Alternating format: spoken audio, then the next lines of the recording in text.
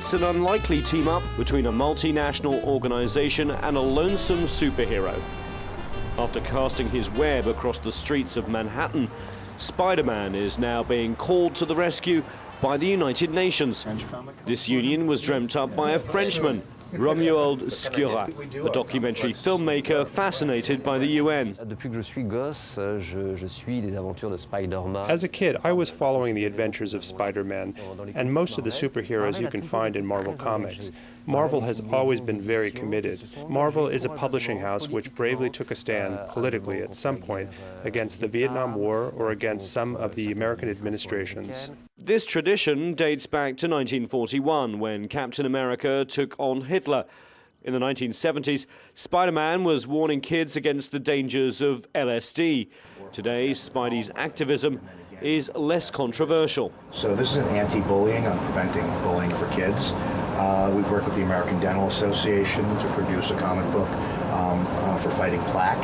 For the UN, which is always struggling to communicate its values, the partnership seems like a good idea.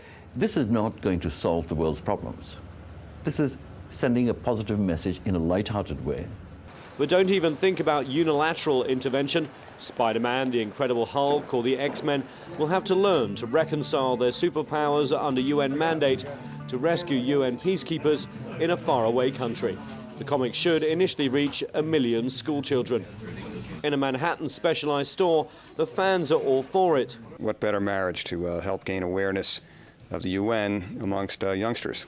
But in the US, where the UN has had a bad rap, some dislike the idea. There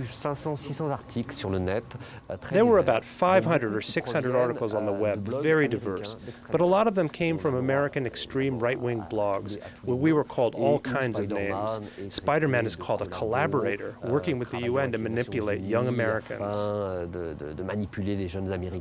For the Marvel leadership, the controversy is as surprising as it is futile. Our job is not to take sides. What we're saying in this story, and what the goal of this story is, that people can come together in a peaceful manner and work together towards a common goal for the betterment of mankind. And quite frankly, can anybody really criticize that message? I hope not.